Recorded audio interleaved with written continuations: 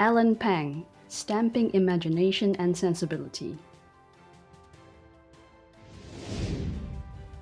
Carmen Choi, Housing the Nascent Middle Class. Eunice Seng, Working Women and Architectural Work. John Wong, Making Vitasoy Local in Post-World War II Hong Kong. Vivian Chen, Markets Made Modular. Hello, I'm John Carroll, Chairperson of the Society for Hong Kong Studies. And on behalf of the Executive Board of our Society, it's my great pleasure to announce the winner of the IBP Hong Kong Studies Article Prize in the Humanities category. This is organized by the International Conference of Asia Scholars, ICAS. Before I announce the winner, I have a long list of people to thank. As you will see, a lot of time and a lot of thought went into this selection process. First, the Reading Committee for the Humanities category, Professor Leo Shin, who is Associate Professor of Asian Studies and History at the University of British Columbia, where he is also the co-convener of the Hong Kong Studies Initiative. Dr. Michael Ng, who is Associate Professor of Law at the University of Hong Kong, and Professor Angelina Chin, who is Associate Professor of History at Pomona College. I'd also like to thank ICAS, especially Martina van den Haak, who is the ICAS Secretary, and the General Secretary of all IBP editions, and Wai Chang, who is the IBP Acting Secretary. And I'd also like to thank the Secretary of the IBP Hong Kong Studies Article Prize, Edmund Chang, and the Acting Secretary, Maida Chan. So here comes the exciting part. The winner of the IBP Hong Kong Studies Article Prize in the Humanities category is Professor Carmen C.M. Choi, who is Associate Professor at Lingnan University, Hong Kong. Professor Choi specializes in the history of architecture and urbanism, and this prize is for her article, Housing the Nascent Middle Class, the First High-Rise Planned Community in Post-War Hong Kong, which was published in Planning Perspectives in 2022. We're both fortunate and delighted that Professor Choi is here in Hong Kong right now. So first I'm going to congratulate her. Congratulations. Thank you. And then I'm going to ask her to tell us a bit about her article. So perhaps you could start by telling us how you chose your article or your topic. My article investigates how high-rise, high-density planned community become a predominant housing choice for the Hong Kong people. And I changed the development of high-rise planned community to the project Mei Fu Shen Chun, which is developed in the late 1960s to the early 1970s by an American joint venture led by the oil company Mobil. And I found that the Mei Fu Shen Chun case is a very interesting and important case, not only because it is the first planned community in Hong Kong. When it was completed, it was also the biggest, the largest privately funded housing development in the world, and also the biggest American investment in East Asia. The Mei Fu Shen Chun project is huge. It has 99 towers, and the project is divided into 8 stages of development, housing over 85,000 people at that time. Mei Fu Shen Chun is the first high-rise planned community in Hong Kong. And the idea of a planned community is originally in America after the Second World War, when the American developers started to develop suburban housing for the soldier returned from the war. And in order to attract the people to move to the suburbs, they built this low-cost, prefabricated, uniformly designed single-family house in the suburb.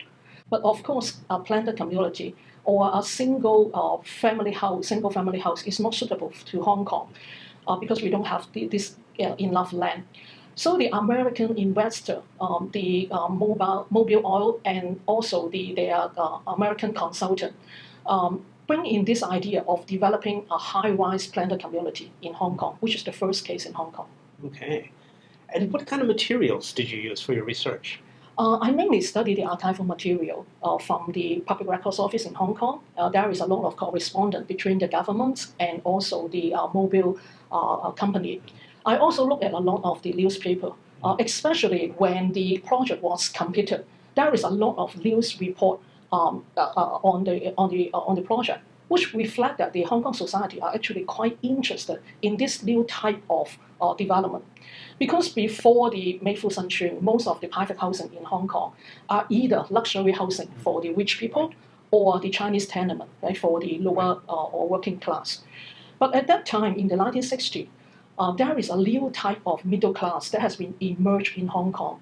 They start to have a stable income, and they also demand a better type of housing. And there is a huge gap in the housing market at the time.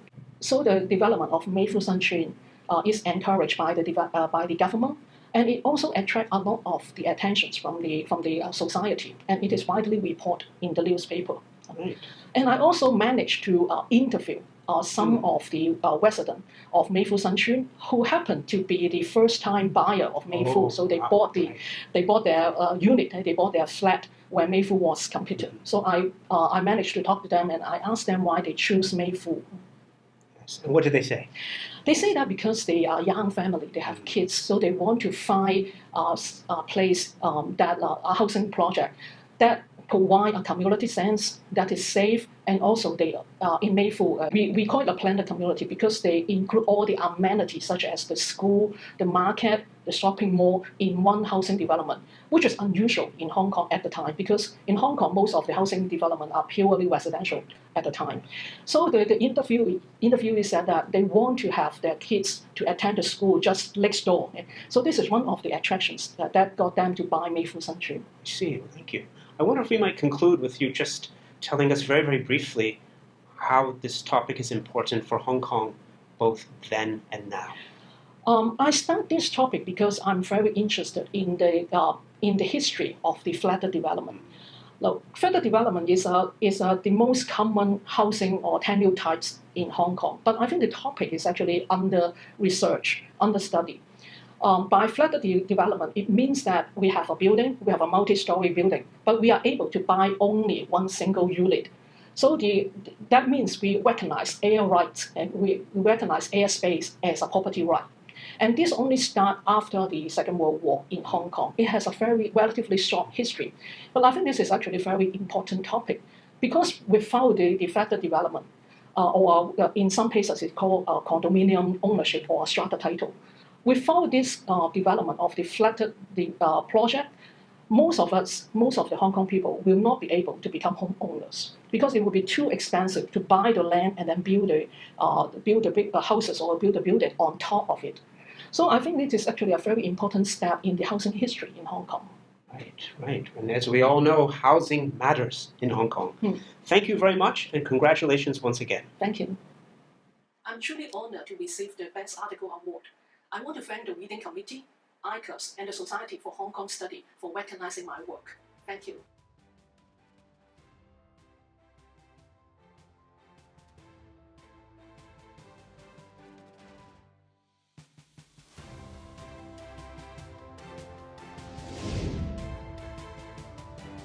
Catherine Whitworth and Yao Tai Li. Visual framing. Maurice Yip. New Town Planning as Diplomatic Planning. Ngai Kung Chan and Chi Kwok. Guerrilla Capitalism and the Platform Economy. Samson Yun. The Institutional Foundation of Counter-Mobilization. Tommy Tse. Work faster, harder, cheaper? Hello, I'm John Carroll, Chairperson of the Society for Hong Kong Studies. And on behalf of the Executive Board of our Society, it's my great pleasure to announce the winner of the IBP Hong Kong Studies Article Prize in the Social Sciences category. This is organized by the International Convention of Asia Scholars, ICAS. Before I announce the winner, I have a long list of people to thank, and as you'll see, a lot of time and a lot of thought went into the selection process. First, the Reading Committee for the Social Sciences category, Professor Agnes Koo, who is Associate Professor of Social Science at the Hong Kong University of Science and Technology, Professor Ian Scott, who is Adjunct Professor in the Department of Public Policy at the City University of Hong Kong, and Professor Alan Smart, who is Professor Emeritus of Anthropology and Archaeology at the University of Calgary. I'd also like to thank ICAS, especially Martina Vandenhoek, who is the ICAS Secretary and the General Secretary of all IBP editions, and Wai Chan, who is IBP Acting Secretary. And I'd also like to thank the Secretary of the IBP Hong Kong Studies Article Prize, Edmund Chan of the Society for Hong Kong Studies, and the Acting Secretary, Maida Chan. Now for the exciting news. The winner of the IBP Hong Kong Studies Article Prize in the Social Sciences category is Mr. Maurice Yip, who is Graduate Assistant in Legal Governance at the University of Lausanne in Switzerland. Mr. Yip's research aims to advance our understanding of how planning and property mediate between urban transformations and democracy in East Asia. This prize is for his article titled New Town Planning as Diplomatic Planning, Scalar Politics, British-Chinese Relations in Hong Kong, which was published in the Journal of Urban History in 2022. Congratulations to Mr. Yip for producing such a fine article, and I will now let him tell us a bit about his article. And once again, I want to thank everyone who helped with the selection process. It is my honor to receive the award. My article is part of my larger project studying the legal geography of land injustice. I began this project by asking two questions. Why is there a law in Hong Kong that requires all the land-related revenues accumulated from the inhabitants must be put into the Capital Works Reserve Fund, which can only be spent on infrastructure and land production, rather than social services and welfare? And what is the effect of this legal configuration of public finance? The fund was established in 1982. I found out that Chin Shui Wai New Town was approved a few months after the establishment of the fund, and the Chinese state capital was involved in the consortium of the developers which submitted the new town proposal to the government in late 1979.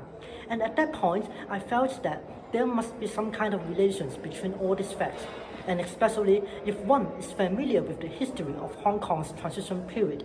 1982 was a key moment. The historical account of Hong Kong's transition period usually begins with two key moments: Governor McNaho's ice-breaking visit to Beijing in 1979, and the meeting between Deng Xiaoping and Margaret Thatcher in 1982, which marked the beginning of the Sino-British negotiations over Hong Kong's future.